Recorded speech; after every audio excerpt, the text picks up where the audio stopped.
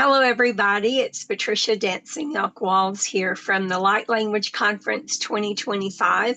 I'm one of the co-organizers, and I have with me Brian Mears, who is another of the co-organizers and also a speaker and presenter. And so I've invited Brian here today to talk to you about his practice with the language of light and all the things that he's doing with it, how he started, the beautiful artwork, like what you see behind me is one of Brian's creations. So welcome, Brian. Thank you, Patricia. Great to be here. Yeah. So talk to us about yourself, and I'm going to mute myself while you do that. So Okay. My name is Brian Mears. I'm a 20-year veteran of acupuncture, which is my primary focus as far as what I'm doing throughout my normal day. And then I do art. It's been increasing more frequently, but it used to just be on the side. As far as my journey with light language itself, I was actually watching a YouTube video and I was trying to remember the date. I think it was about 6 years ago or so. Um, and it was a light language activation to activate light language within yourself. It was from a woman in Ireland, Marlene Crowan. And in that, watched the video, great, went to sleep that night, didn't think much about it. And in the morning when I woke up, I couldn't speak English. And it was prolific for about 72 hours. And it was just nothing but light language. My kids were with their mother, fortunately. And being that I didn't have any other signs of a stroke or anything else that would be medically concerning, I just went with it. And so the dog looked at me really funny, and we had a great laugh at ourselves the whole weekend long. And then come Monday morning, I realized I got to go be with patients again. So I got to figure out how to get back into English.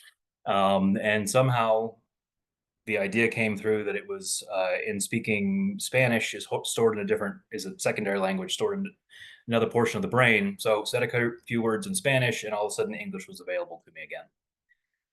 About the first 3 to 6 months after having light language activation, it was quite prolific and would show up in strange spaces, and I'd have to stop myself and make sure that I was speaking in English and not in light language.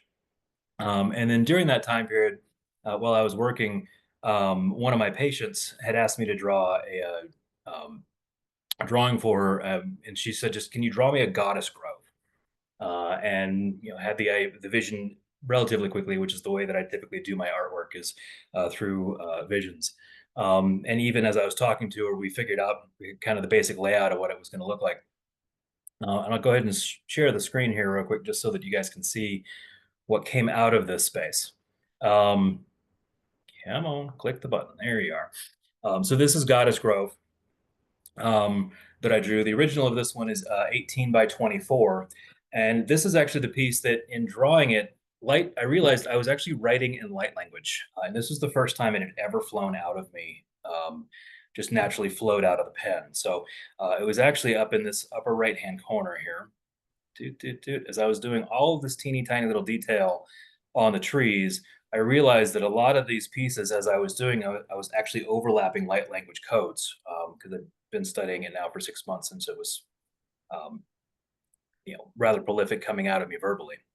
And so that was quite a curiosity in that space. And I tried slowing it down and tried figuring out actually what was in that, what was coming out. And in this space, it was really helping to support the divine feminine aspect, which is what is within the rest of the piece. So just scrolling down from the cosmos at the top there, we're getting into the tree, into the branches themselves and the foliage. And you can even see the stars as they kind of eke down into the tree base itself. And then coming down into the main trunk, lots of movement, both with the straight lines, and then stippling also came online for me in this piece specifically. And at the time, I was also studying sacred geometry. So we had that with the Yoni, the Vesica Pisces there at the bottom, further strengthening the divine feminine energy there. And so this was really the first piece where I realized light language was coming out, and I started playing around with it, doing a couple mandalas, throwing a little bit of light language. And then as time went on, all of my pieces that I do were relatively detailed. It became a space that I actually started interweaving the light language specifically with the piece instead of having it be just kind of shading. So this piece itself is from about 18 months ago. It's called the Guardian. It's a longevity dragon, which is a turtle dragon essentially.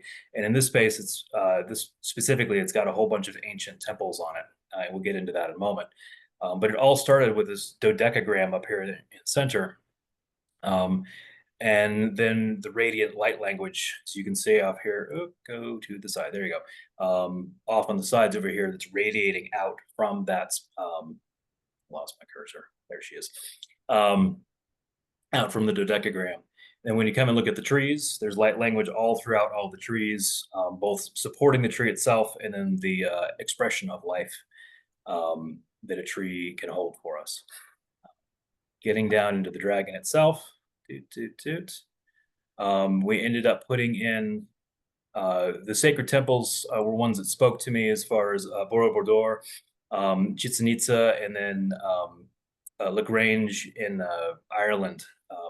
The big, is it Ireland? Yeah. Ooh, I should know this. Thank you. Some of the spirals were there was actually what inspired the front curvature of the dragon's shell. And then on the other side, there was Stonehenge and the Egyptian pyramid in Giza, one of them anyway. And then the planet showed up. So this entire thing was really just a big, long vision that showed up, and light language ended up going into the entire piece. And one of my favorite spaces where it showed up was actually here in this void. So you've got the dragon on one side, but he's pulling back reality with his feet there. And there's this echoing of light language where we can see sort of through the matrix from the strong aspects of like the flower as an example, but then the leaves are actually echoed inside of this matrix of light language that's all through this entire piece. So there's that one. And then the other space where light language actually recently showed up was right before this conference was going on, is part of what you're using there as your background, Patricia. And that's the Galactic Messenger. This piece itself actually took me almost 200 hours to be able to complete, and it's all done with either light languaging or stippling, so it's just dots. And again, it was a vision that came through with the Andromeda Galaxy being flown in to close Earth space. So we've got the moon, we've got the Earth, and then we have the sun off in the lower right-hand corner there. The eagle itself, zoom in here just a bit. There's not any light language on the eagle, but there is a fair amount that's actually flowing off of out of the galactic space and into the sort of the swirling eddies that are behind the eagle's wings and tail. And those go throughout the entire piece there. And since we're there, zooming back down in, we've got the moon here. And the moon has its own radial aspect of a mandala it's sitting in. And then the light language is actually coming off of that piece. It shows up there. And then there's a little bit around the sun, not quite as much, but the Earth is the one that really tweaked my melon as we were drawing it, because it had so much information that was in there. And actually the light language started shifting and changing on me as far as the way that I normally express writing it. So when I was here in the light purple areas, closer towards the Earth, these characters are very familiar. I've done them hundreds of times, thousands of times at this point in time, and they all felt really familiar. But as I was actually going into the green, the light blue and the greens, I started getting different shapes, and it really started resonating in a different frequency. And even seeing this on a screen as it is, it actually really takes away from the piece, because the energy that's in the original or in a printed form, you can feel everything that comes off all at once. So I found that fascinating as far as the light language shifting and changing.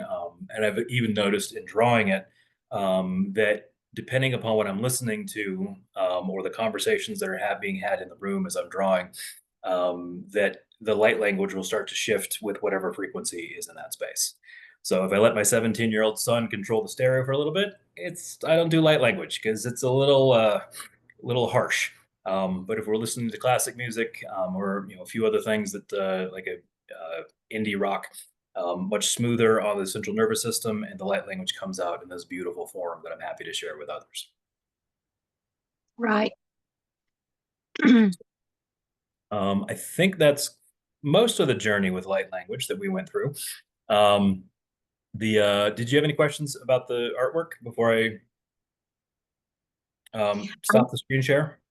Not, yeah, not questions, Okay. just comments. So you can Okay. stop the script, well, you can leave it up or you can stop it. It's just up to you. Got it. All right. There we go. Uh, I didn't realize how intricate your artwork is. Yeah. I just, when you're looking at it on the screen, um, just the painting in its entirety, when you're looking at it, you can't see all of those tiny details, right? Right. Unless you're Absolutely. unless you're there in person and you're looking at it. And like the one behind me, Hmm. um, if someone's just staring at it, they can't really see all of the intricacies of it, all the light language itself. And also, I don't think I realized that the one behind me that we use this as part of our logo, our brand. Um, I didn't realize that it was a small piece of that larger painting. Right. Yeah, Well, with with what we had talked about in organizing the conference, this piece came to mind because it's light language around the world, and we're trying to be able to have that emulated from there. right. And you know, not having to reinvent the wheel was a good idea as far as the artistic piece of there. And I'd Yeah. love to share it with the art the light language community in general. Hmm. So The concept behind it is just incredible.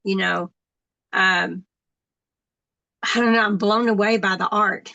well, thank you. It's like I said, I never realized, how much was in there in each Hmm. piece. When you just look at it, it's like that's really nice. But when you zoom in on it and you realize all the galaxies and like you said, the stars came in above the trees on that goddess one.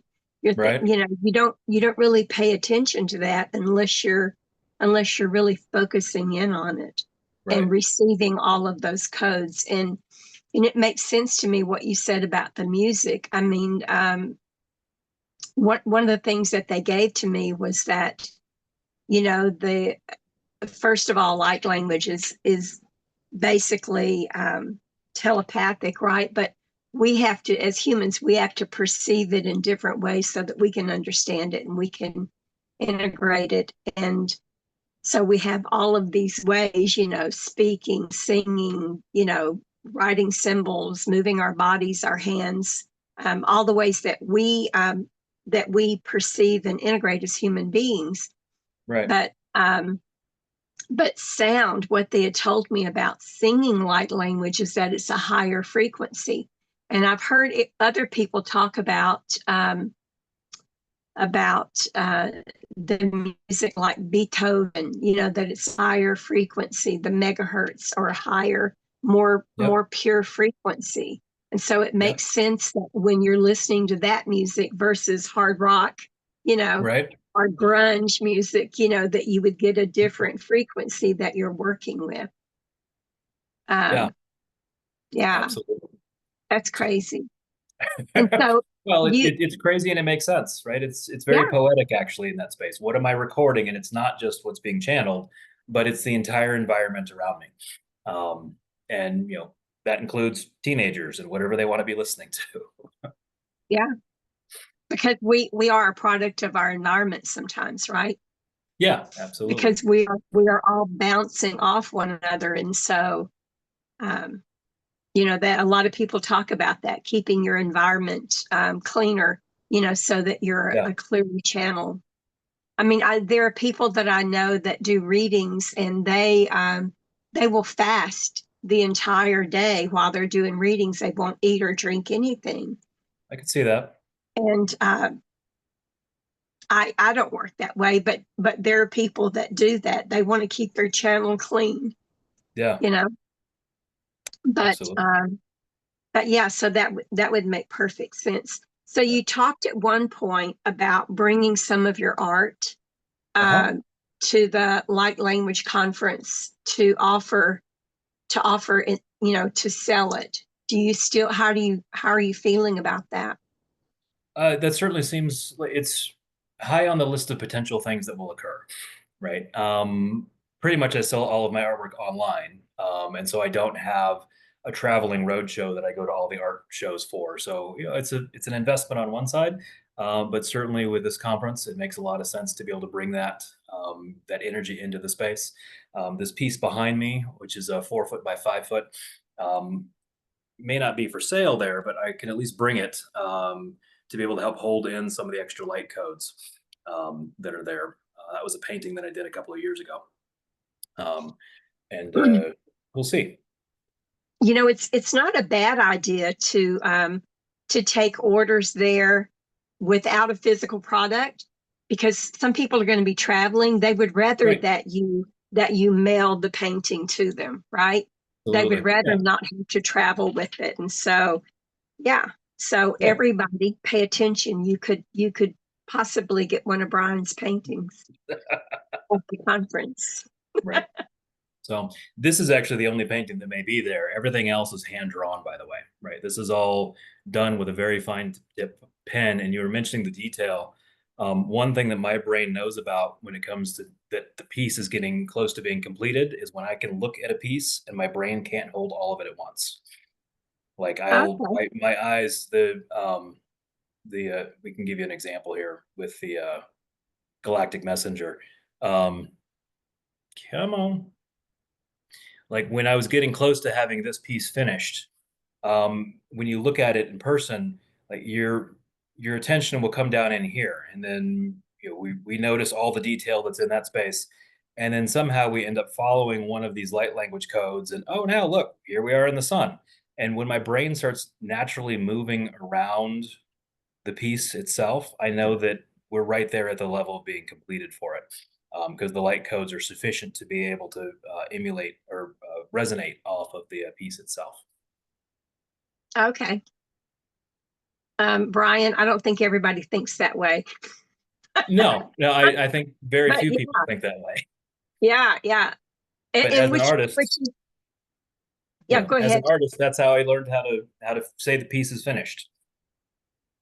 Which is important to note, right? Because Hmm. one of the most important points to this conference is to provide people with different outlooks, different practices, different understandings or understandings about the language of light. Like I would have never conceived of that, right? Right. There may be 50 or 100 people in the audience that will hear you say that and go, oh my God, I've always thought that, but I thought Hmm. it was unusual. I didn't know that anybody else thought that. Right. So that's one of the most important, I think, takeaways, besides all the codes and activations that people are going to be receiving. But I think that is going to be an important takeaway, is making connections for people.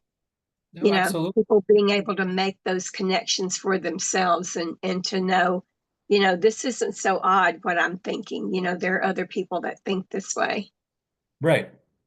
Right. Well, it's very alienating in the space that when you're creating something, and even, excuse me, the spoken light language, um, which I sometimes end up using in my clinic.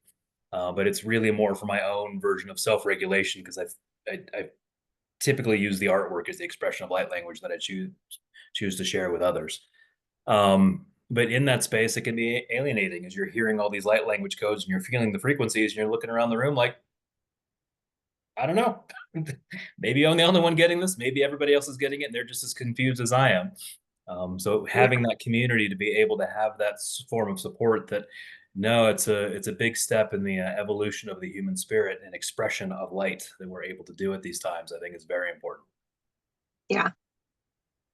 So you mentioned something, and you and I have talked a little bit, not a lot, but you mentioned that listening or being activated by this one woman from Ireland, and you woke up speaking light language and sort of stuck in the moment.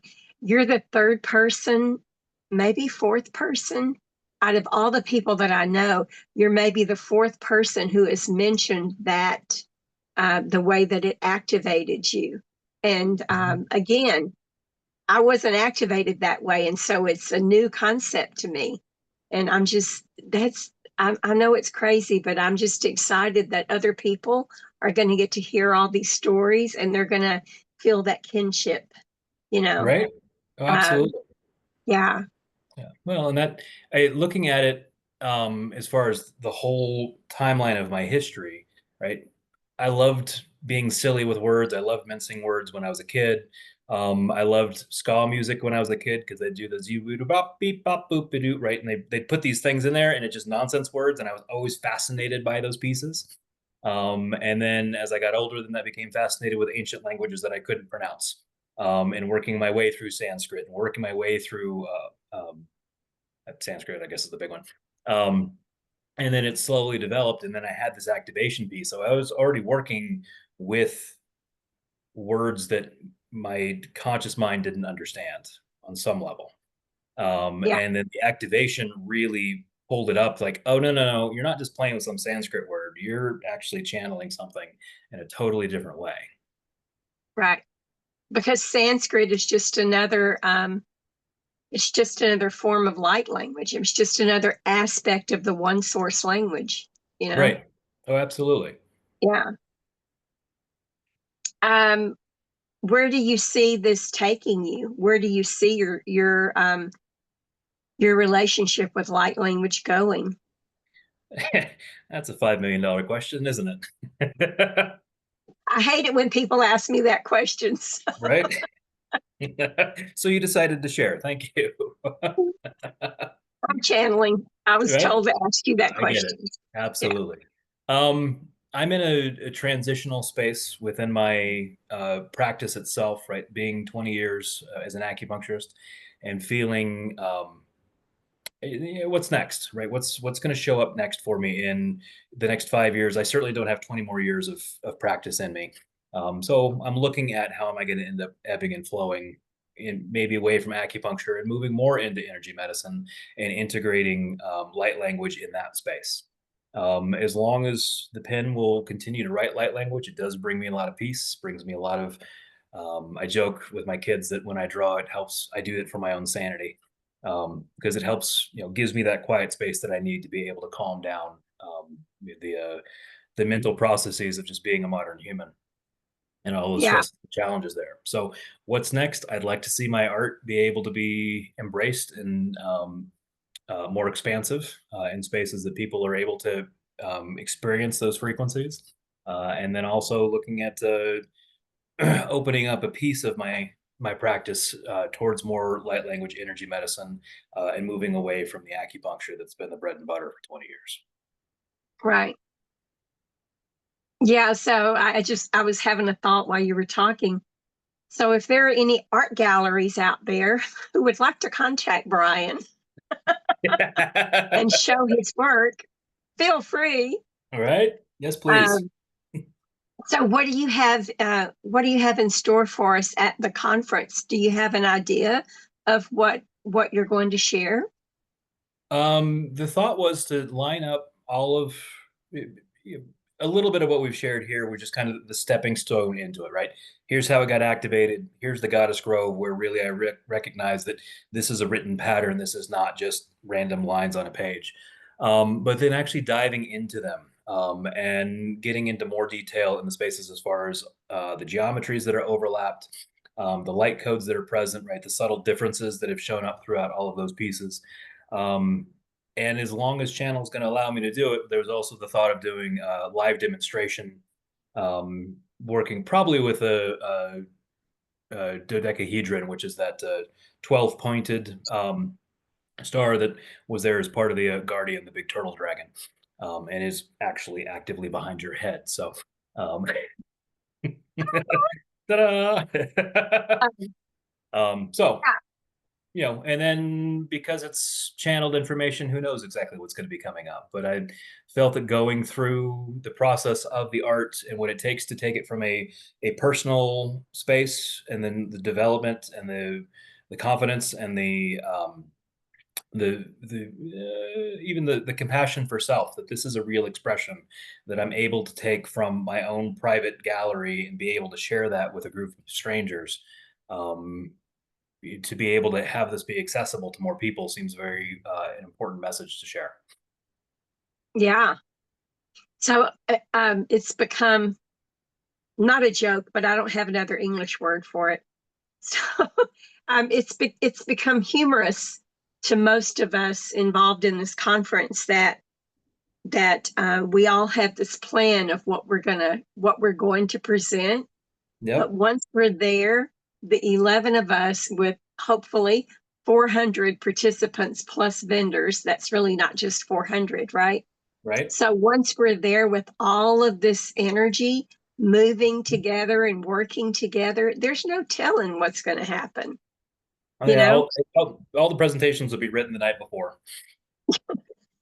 Yeah, it doesn't, you know, it's going to happen the way it happens, but we're pretty much all excited because, as we said before, we're going to be receiving as presenters, we're going to be receiving just like the audience is, just like the participants are. And so I'm excited Absolutely. personally about what's going to happen, about being there with all of these people, who Yeah, are focused on the language of life.